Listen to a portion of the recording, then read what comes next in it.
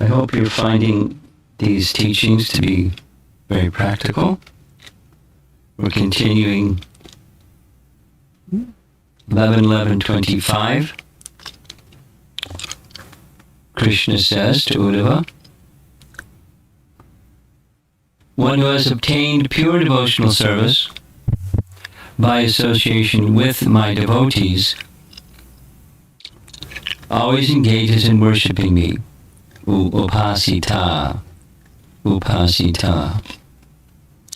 Thus, he very easily goes to my abode, which is revealed by my pure devotees.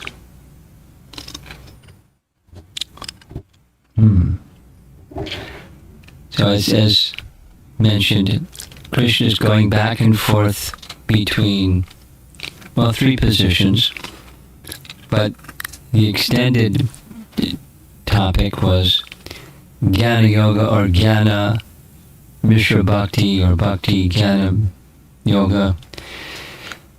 Bhakti mixed with knowledge, and then Bhakti that's unmixed. And when Bhakti is unmixed, the mind has no obstacles. But when the mind is mixed, that is colored with modes, specifically the desire to enjoy sense objects, mode of passion, then recommended is a combination of karma yoga or performing prescribed duties without attachment to the result of those activities and hearing topics of Krishna. So now he's going back to pure devotional service. So there's different stages, and it's weaving back and forth between them, so hopefully the distinctions are clear.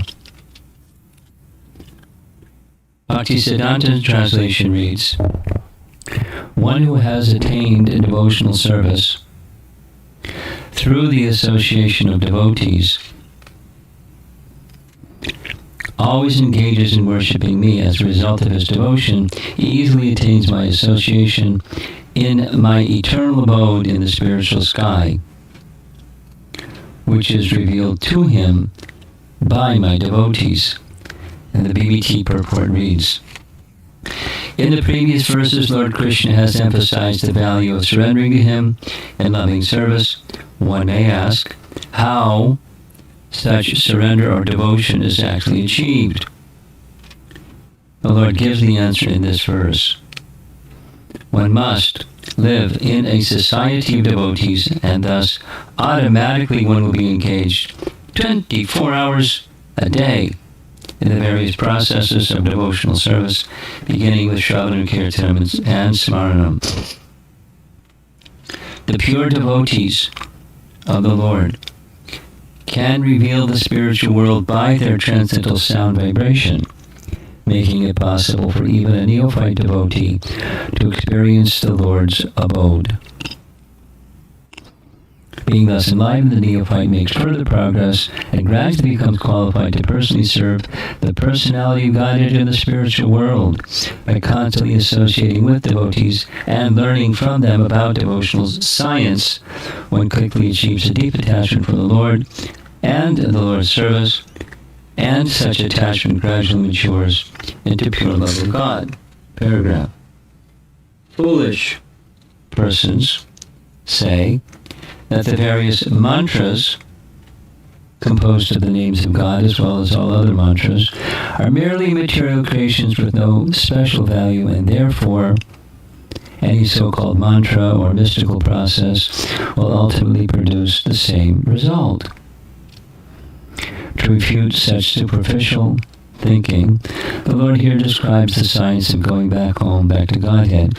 One should not accept the bad association of impersonalists who state that the holy name, form, qualities, and pastimes of the Lord are Maya or illusion. Maya is actually an insignificant potency of the Almighty Personality of Godhead, and if one ignorantly tries to elevate illusion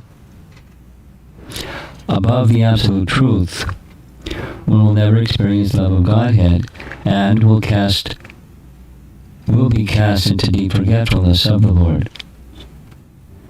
One should not associate with those who are envious of the fortunate devotees who are going back to God. As such envious persons deride the ability of the Lord, which is revealed by the pure devotees to those who have faith in the Lord's message. Envious persons create disturbances among the people in general, who should take shelter of the faithful devotees of the Lord.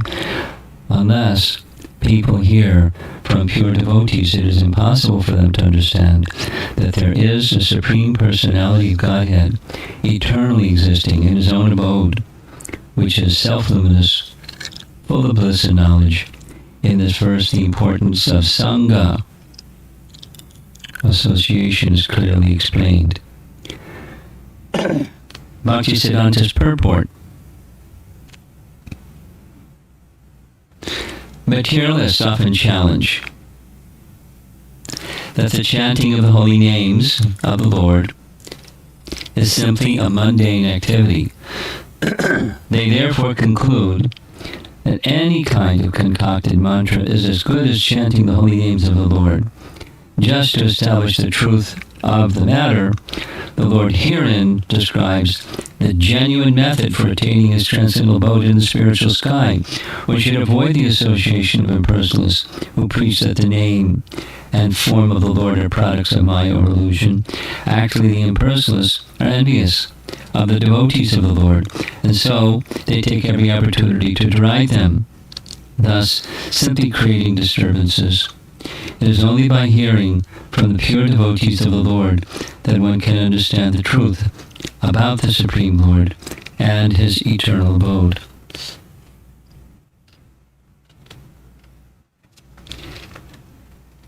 Bhaktisiddhanta's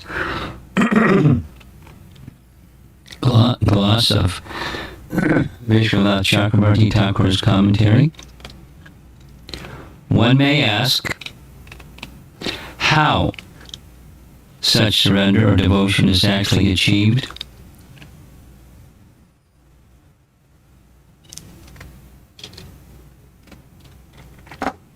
The Lord gives the answer in this verse. One must live in a society of devotees. By association, one will be engaged 24 hours a day in various processes of devotional service. Paragraph. The pure devotees of the Lord can reveal the spiritual world by their transcendental sound vibration, making it possible for even a neophyte devotee to experience the Lord's abode. Being thus enlivened, the neophyte makes further progress and gradually becomes qualified to personally serve the personality guided in the spiritual world. Now, very clear, the BBT translators have practically done a cut and paste of Bhaktisiddhanta's statements, which is fine. It's not plagiarism, it's specific succession. By constantly associating with devotees and learning from them about devotional service, one quickly achieves a deep attachment for the Lord and the Lord's service, and such attachment gradually matures into pure love of God. And Vishwanath's commentary is really short. Who instigates this type of bhakti? He worships me by steady bhakti obtained from association with devotees. He quickly attains my lotus feet or my abode, revealed by the devotees ascending through the stages of Ruchi, Asakti, Rati, and Prema.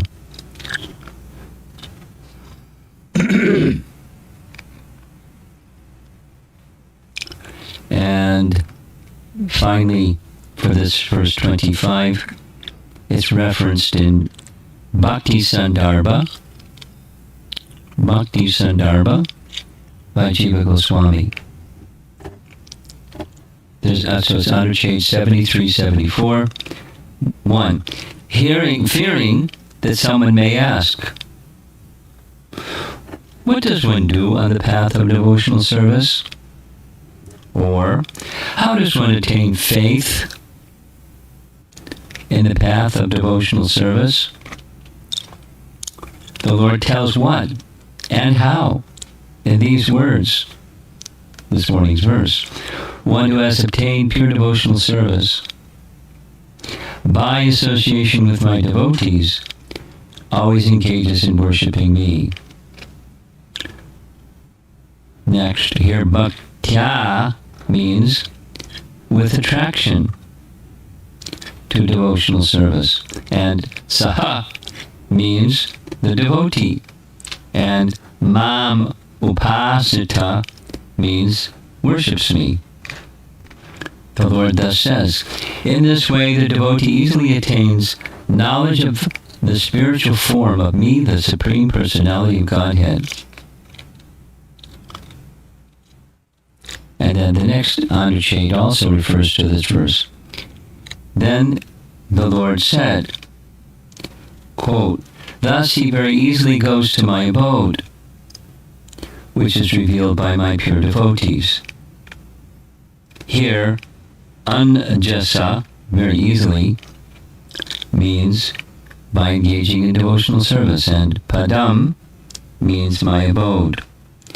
This verse was spoken by the Supreme Personality of Godhead. So we have an illustration to go with this. Your own Shruti Mangara is the composer of these illustrations, and it's stuck.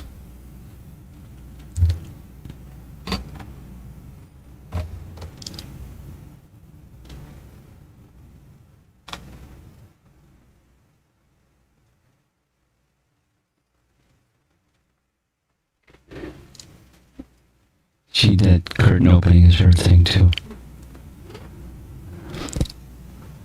One who has obtained devotional service by association with my devotees always engages in worshipping me. Thus, he very easily goes to my abode, which is revealed by my pure devotees. Now, this is a redo of Canto 1 cover when Prabhupada had it in 3 volumes. So the second volume was this one, with a yellow spiritual sky instead of a blue one.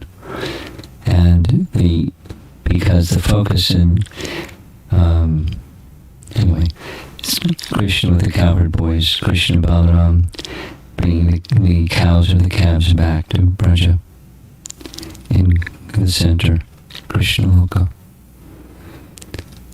And another one, by constantly associating with devotees and learning from them about devotional service, one quickly achieves a deep attachment for the Lord and the Lord's service, and such attachment gradually matures into pure love of Godhead. So it looks like the graphic is intended to show the gradual development of a plant, or the creeper of bhakti.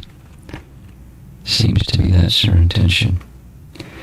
Okay, so now we're going to read texts 26, 27, they're combined.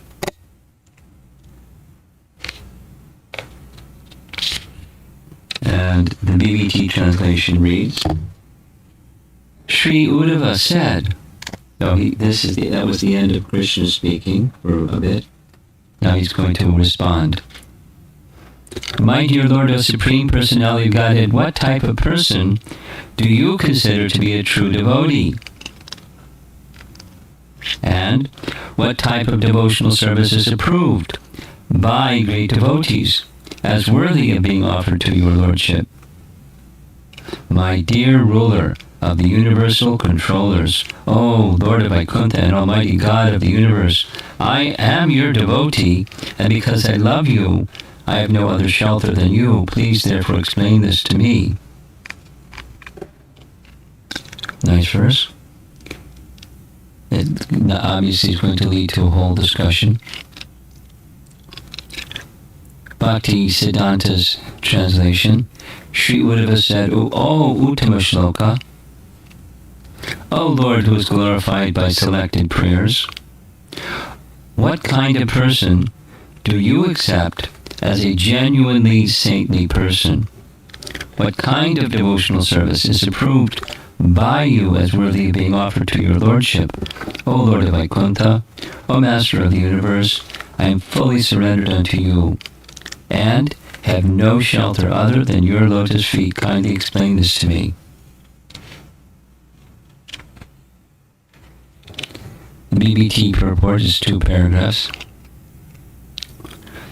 In the previous verse, it was stated that one can achieve the Lord's supreme abode by associating with devotees. Therefore, Uddhava naturally inquires about the symptoms of a distinguished devotee whose association can promote one to the kingdom of God. Srila Jiva Goswami notes that the personality of Godhead knows who is actually a sincere devotee, because the Lord is always attached to his loving servitors. Similarly, pure devotees can expertly explain the proper methods of devotional service to Lord Krishna, because they are already absorbed in love of Krishna.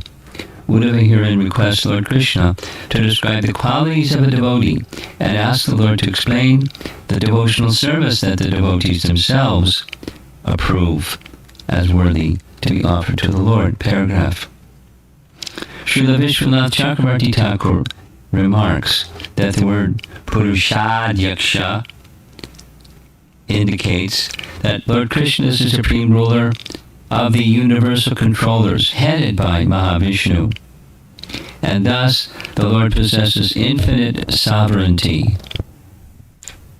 Infinite sovereignty, nice phrase. The term Lokadyaksha indicates that Lord Krishna is the ultimate supervising authority of all the Vaikuntha planets, and therefore the Lord is ultimately glorious and perfect. Uddhava further addresses Lord Krishna as Jagat Prabhu, because even in the illusory material world, the Lord exhibits his unlimited mercy by personally incarnating to uplift the conditioned souls.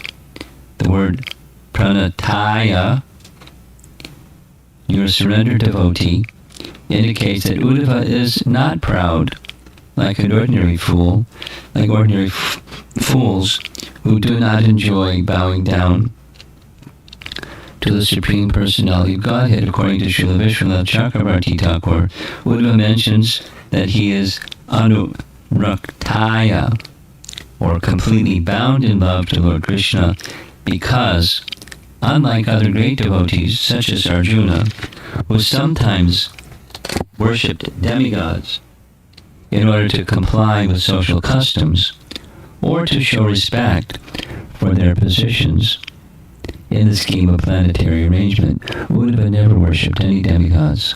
Therefore, Uddhava is Prapanaya, or completely surrendered to Lord Krishna, having no other shelter. Interesting comment.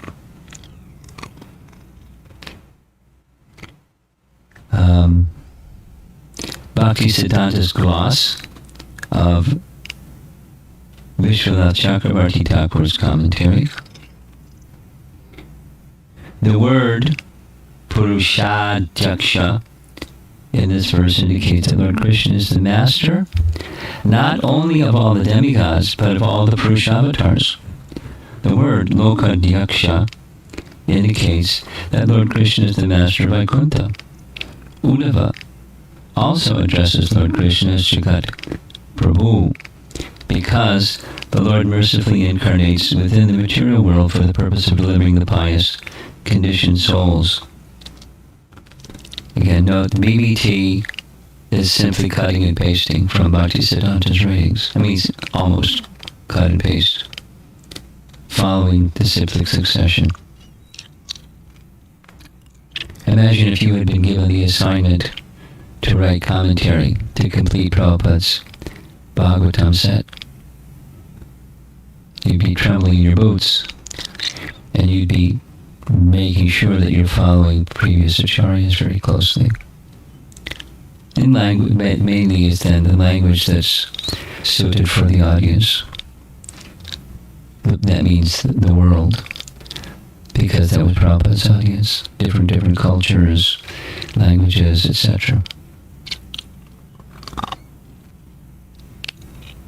The word pranataya indicates that Uddhava is a surrendered soul and not an impersonalist who refuses to bow down to the Supreme Personality of Godhead. In this verse, Uddhava says that he is anuraktaya, or attached to Lord Krishna with love.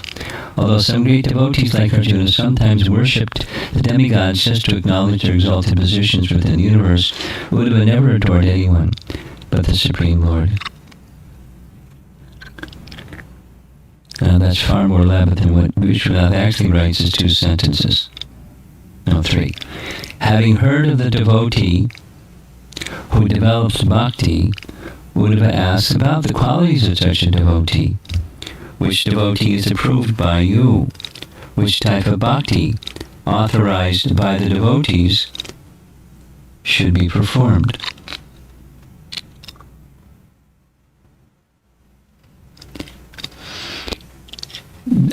Kramasandarbha is one of the multiple commentaries that Jiva Goswami wrote on the Bhagavatam. And it's like what Prabhupada has done, a verse-by-verse commentary, but he doesn't every single verse make commentary. For some reason he doesn't comment on some, and some reason he comments on some. So this one he comments on. He gives a translation of the verse. O Master worthy of praise, what type of person do you consider to be a true devotee, and what type of devotional service approved by great devotees should be offered to you? Ruler of the Devatas, O Lord of Vaikuntha, O Lord of the universe, since I am surrendered to you, I am attached to you, and am offering respects to you, please explain this to me. And commentary, what type of bhakti revered by the devotee should be offered to you intently? Upa. You know very well the glory of your devotees. He asks about the real nature of bhakti and the devotees. O avatar who manifests Mahatattva, Purushadyaksha, O ruler of Vaikuntha, Lokadyaksha, and the unlimited universes, Jagat Prabhu, explain to one who is a devotee, Pranataya, who is affectionate to you, Anuraktaya, who surrenders only to you, Prapanaya.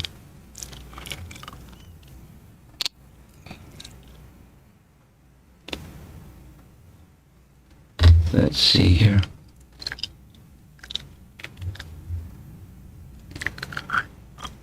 Even the transitions are pretty attractive. Srila Jiva Goswami notes that the personality of Godhead knows who is actually a sincere devotee because the Lord is always attached to his loving servitors. Similarly, pure devotees can expertly explain the proper method of devotional service to Lord Krishna because they are already absorbed in love of Krishna.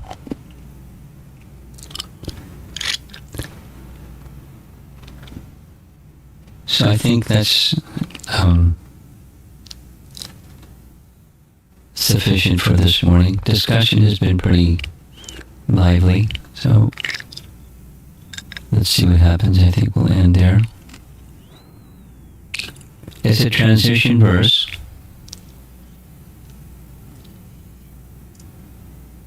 So we've in the beginning we reviewed where the discussion has been going. Let's go way back to the end of chapter 6. We're in chapter 11. At the end of chapter 6, the foundational question Uddhava asks is, could you give me instructions so that that which is an obstacle for me to see and understand you perfectly will be removed? And that obstruction for me is too much attachment to the temporary, too much attachment to family life and home and paraphernalia, and because my mind is colored by all those things, I'm not able to see and understand you properly. So please give me instructions to, become an unalloyed devotee. Now, he is an unalloyed devotee, but he's asking because Krishna is inspiring him to ask those questions, each of them successively.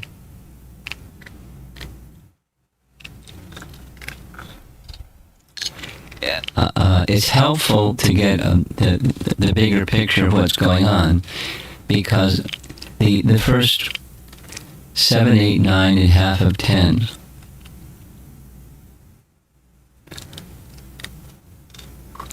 7, 8, 9, 10, and half of 11, 4.5 chapters.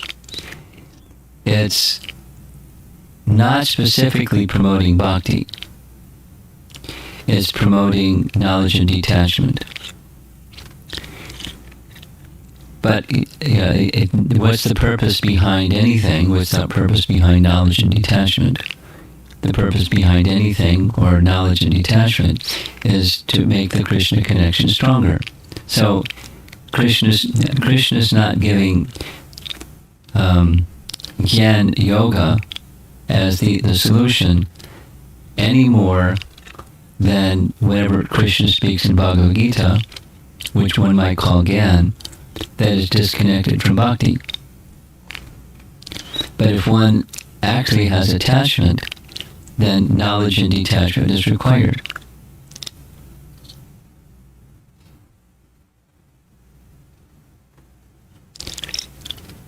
And one who has knowledge and detachment can perform their duties. The one who has knowledge and detachment can perform their duties in pure devotional service, or the eligibility is there.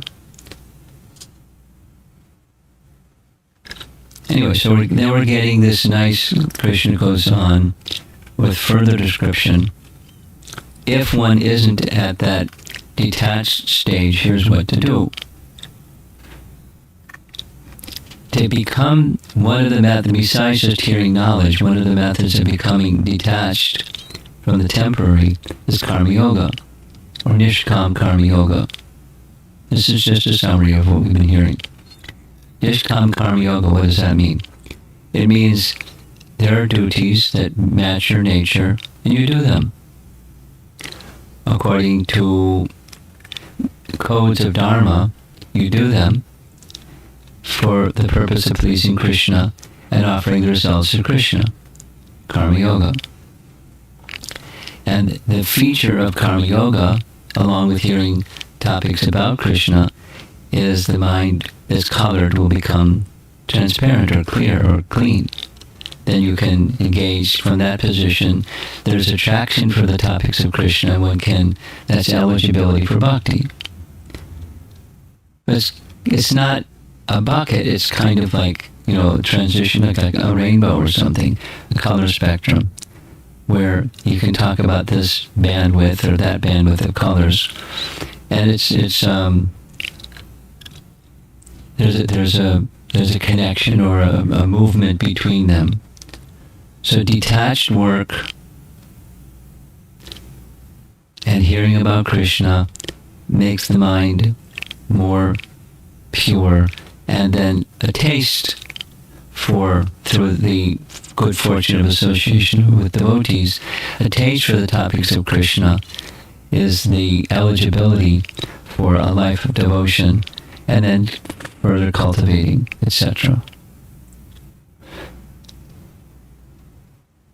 So the last verse, the one before this, is a statement of what pure devotional service is made up of.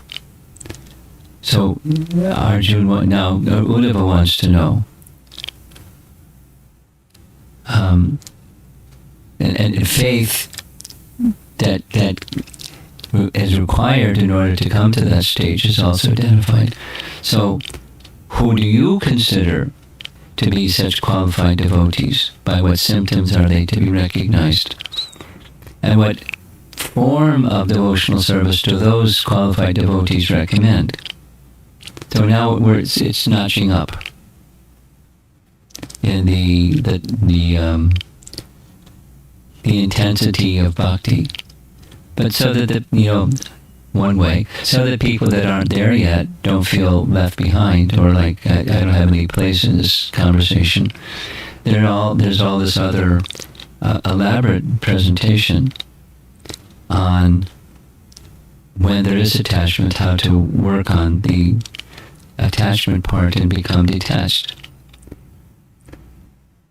Without yet, from chapters 7, 8, and 9, without yet Krishna being in the picture, with one exception, Pingala, of all examples, the prostitute. But by association, she has become attached to the Supreme Lord. All the others are just inanimate objects showing detachment, or exemplifying detachment from everything else. So detachment has its value, but it's limited. And attachment to the Supreme, that's not limited. But you have to get there. So now here the good fortune of association with devotees, with Karma Yoga, Nishkam Karma Yoga, and topics of Krishna, make one eligible. And when that's matured, Krishna gave a description. Now Uddhava wants to know, what are the characteristics of that person, in your opinion, who is worthy of offering something to you, and what do those persons think the characteristics of devotional service are that's worthy of being offered to you. So that's where we are. Let's see if there's some discussion. Tomorrow, ready for verse 28.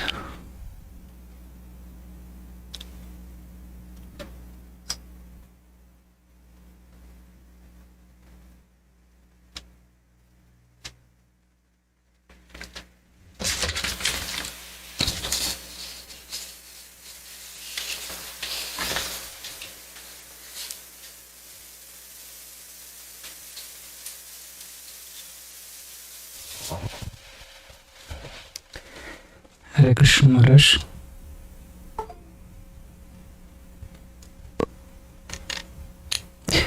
What are the symptoms of attachment to the Lord? Here it says that deep attachment for the Lord and the Lord's service. So before attachment to the Lord manifests, does it manifest as attachment to the service first? Yes. And then the object of service. Vishwanath Chakravarti Thakur describes that. Asakti has two stages: attachment to the service and attachment to the object of service. Now, when you're attached to service, it's not just doing something. There's unto whom that something is being done. But the attachment to the service, like let's say, kirtan.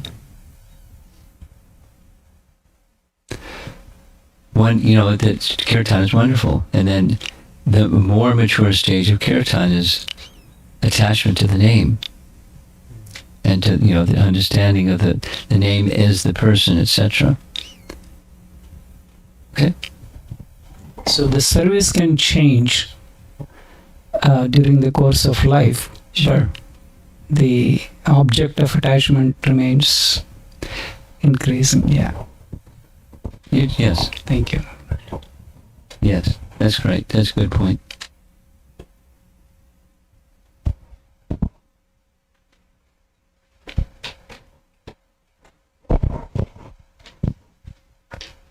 Hare Krishna Guru Maharaj, I have two questions. One question is, I think, as you explained, most of the times it feels like first we have to detach. Then It feels like what?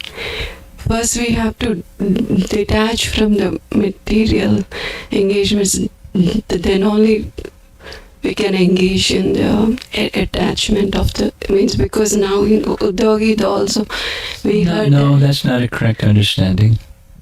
No. Some amount of detachment is required. That just think about how Prabhupada began the Hare Krishna movement. And how he began the Hare Krishna movement was Prasadam, Kirtan, and himself. And persons became attached to any one of those three or all three. And it wasn't, and he didn't emphasize detachment. He emphasized the positive. And so what you said doesn't match what Prabhupada did. The teaching wasn't, before you become my student, you have to become, a follower of detachment.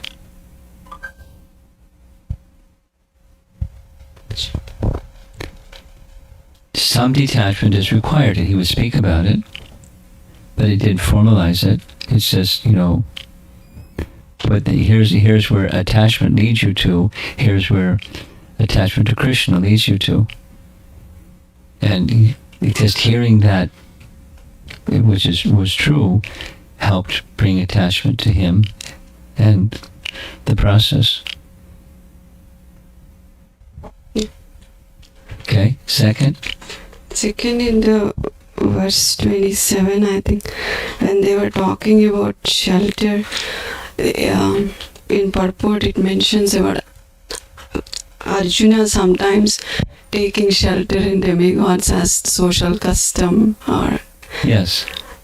So sometimes I feel in my stage I'm not completely there to detach the social customs and say no to it, means the rituals, or is it okay to follow till I get there, or is it not the pure devotion? Everything depends upon faith. So your question, is it okay? Yeah. And my answer is, it depends on faith.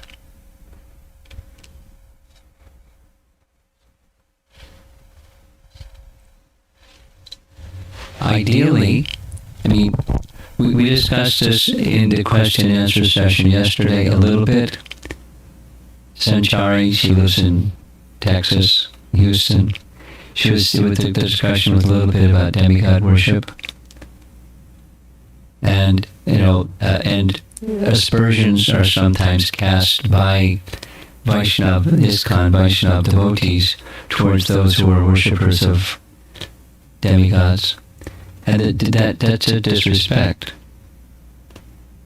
Now, as far as you personally is concerned, it's a question of faith. But minimally, for you, Krishna is at the center. So if you enter a temple where there's demigods, or there's some function going on, because it's from the place where you grew up and people do that, you, having come to the stage of bhakti that you have, should see Krishna at the center. It's, respecting one who is Krishna's devotee is what's going on. And the persons who are doing that ritual, they may not understand the absolute truth. This is someone who is serving Krishna, but you should understand that.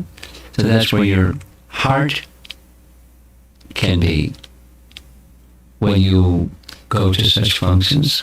But you're to be surrounded by people who don't have that understanding. So therefore, for you, there's, by association, you may take on the mood. Not that this is a person who is dear to Krishna because of their service, and we're honoring that person because of their service to Krishna. You take on the other mood. That's the risk.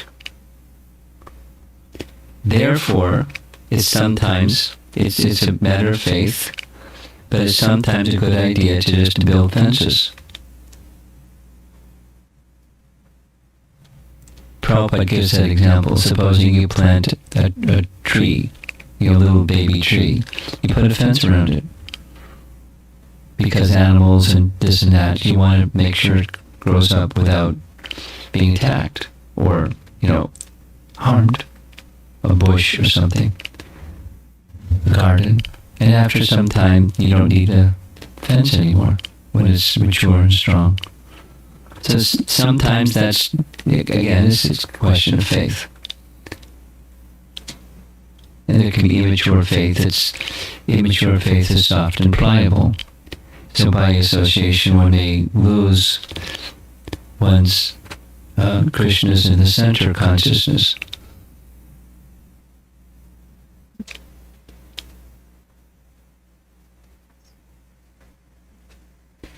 You don't want to err on this side, you don't want to err on that side. You don't want to be disrespectful.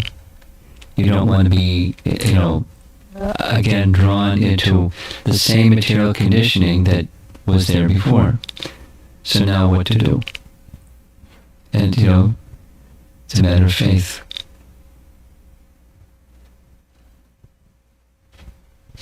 They're in Hari Bhakti Vilas. Exactly what I said is what's in Hari Bhakti Vilas. In terms of whether one should follow this or follow that or follow the other.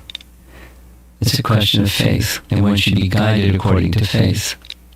And what may be true for someone in this stage is not true for someone in that stage.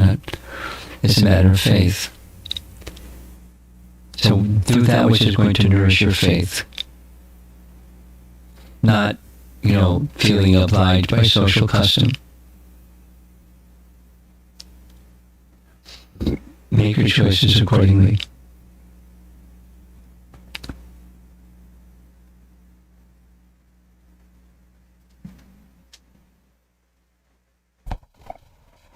Hare Krishna Guru Maharaj.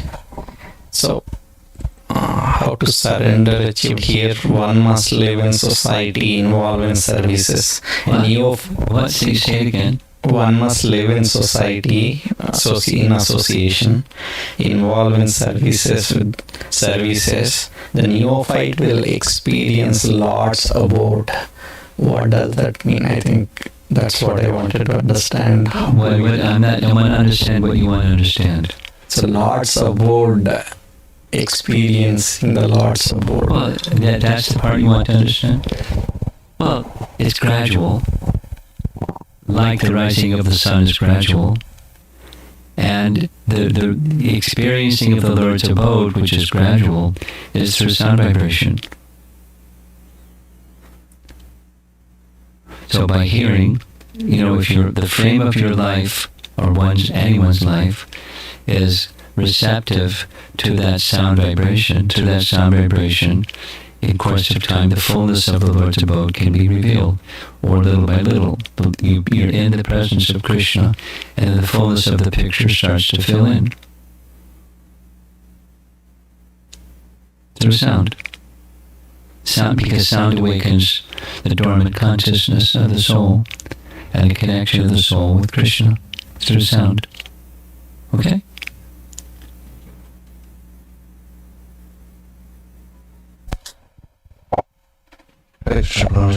This is some basis, bro. So, my question is a lot more basic. Your question is more basic. Yeah. It's been there for a long time, but it's not gone away. So only after all this bhakti process and everything is coming after Krishna's arrival, and Bhagavatam is the most recent. Bhagavatam is the most recent Purana, right? Yes. Right. Among the Puranas. So, does it imply that all the other paths and philosophy, although they are deities, ultimately are impersonal in nature? No. and in No. And so Doesn't mean that. Moksha, in that case, before Krishna came, did it always meant merging into Brahman? Not always. It can sometimes. You're asking three different questions, but moksha can mean becoming situated in knowledge of the self beyond the body. Sometimes is used in that context. It's not necessarily merging, it's being situated in knowledge of the self. as opposed to being covered by ignorance. Sometimes that's the indication or the implication of that term. So that means what happened to they were great rishis and very saintly beings before Krishna. What were their destiny? Well, they have knowledge. They have the forms of the Lord are not zero before Krishna appeared. Knowledge of forms of Vishnu Tattva forms entering into this world were known before Krishna appeared. So some of those elevated persons, and then becomes the same range. This, and this. Some before Krishna appeared were pure devotees. And some were this, and some were that, and some were the other. What became of them depends upon their orientation and the association they received. That's what happened to them. Thank you, Maharaj. Keep going. You got something else. Yeah, I mean, in the introduction of Bhagavad Gita, Speak right into the microphone. In the introduction of Bhagavad Gita, we read that this knowledge was lost, and finally it was given to the Sun God, and finally Krishna is actually speaking this again. In due course of time, it was lost. Yeah. So does that statement mean that it was lost in the entire universe, or just on planet Earth? No, not even on the planet Earth. Because the four primary disciplic successions were existent before Bhagavad Gita was spoken, or before the knowledge that was given to the Sun God Vivaswan, which was passed on to kings, was broken.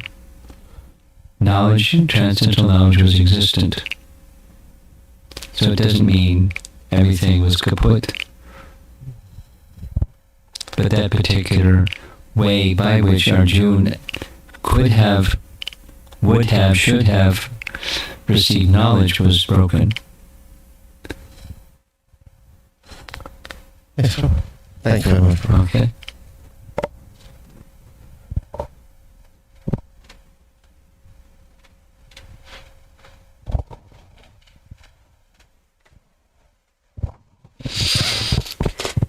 Guru Maharaj, when you're saying Uddhava's attachment to Krishna, it is said that he adored only the Lord, no one else. So is it, I'm just trying to understand, is it like as a devotee gets matured, then the attachment? It's a disposition. That was his disposition. We don't say that Arjuna was a mixed devotee. And only Uddhava was a pure devotee because he was just a certain disposition. We mentioned this yesterday in terms of Hanuman. You remember that very interesting description from Brihad Bhagavatamrita. So that's Hanuman, like Uddhava. In the case of Hanuman, even Krishna wants to see you. I'm not going. Ram wants to see you. I'm going. That's Hanuman. I mean, there can be other descriptions as well, but that's that particular reference. So it's not that as one becomes elevated, there's only one object. Now, that, in other words, the one object can be seen in various ways.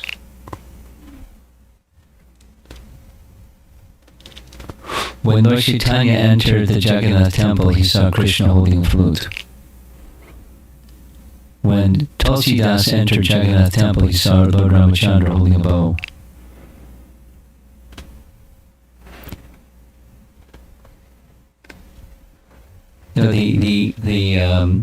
As one has a particular affinity or strong faith, one is going to see. And then one may see the other forms of the Lord and see within those other forms of the Lord the original personality of Godhead. The commentator on Srimad Bhagavatam that Lord Chaitanya accepted as the authority on the Srimad Bhagavatam, Sridhar Swami, his worshipable deity was Lord Nrsimhadev. So, I'm just mentioning this. It's a question of faith or attachment. But when there's an attachment, it's not that you can't see anything else, or there's something wrong with you, or you're in a lesser position. But you see according to your faith, according to the heart's orientation. It's true even in the material sphere, what to speak of spiritual.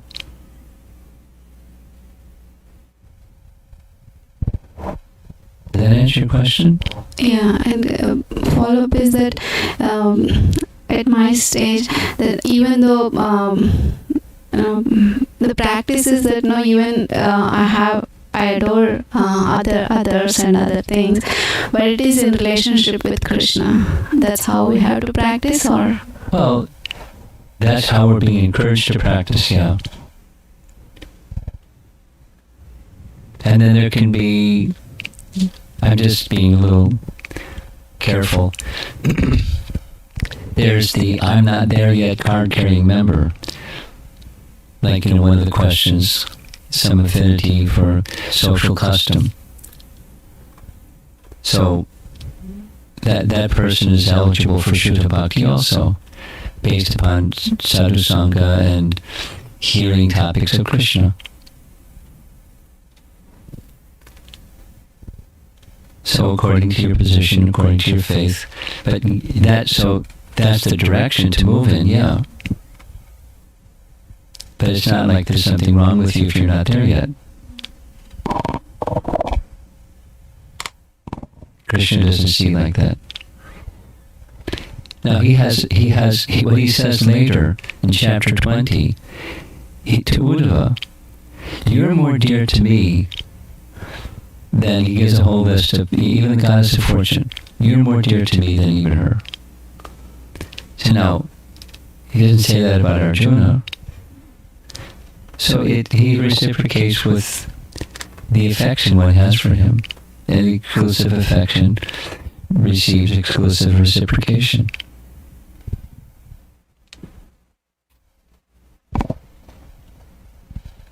But that's the heart, that's the faith.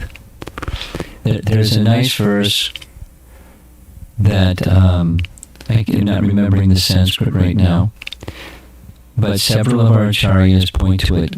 It has everything to do with the Raganuga Bhakti teaching of Rupa Goswami and Lord Chaitanya, but it has everything to do with faith. And according to one's faith or one's heart's orientation, that's where you're going to achieve. It's just a further elaboration on, as they surrender to me, I reward them accordingly. So, what's important to us is where the mind goes, and where our faith goes. And even if I'm not there yet, if we have that faith, we'll get there. It's exactly what, faith is nourished by association of devotees who are engaged in hearing and chanting, especially those that have realized this stage of attachment to Krishna or completely dedicated to that attachment to Krishna. If you stay in that association, that's where you're going.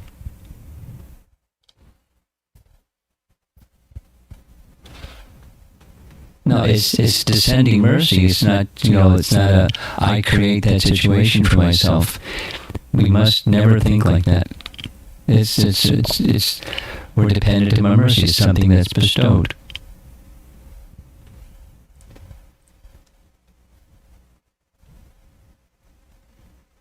Okay. Last question in the back and we're done. Just clarification, Maharaj, is when pure devotee is already in the abode of the Lord always.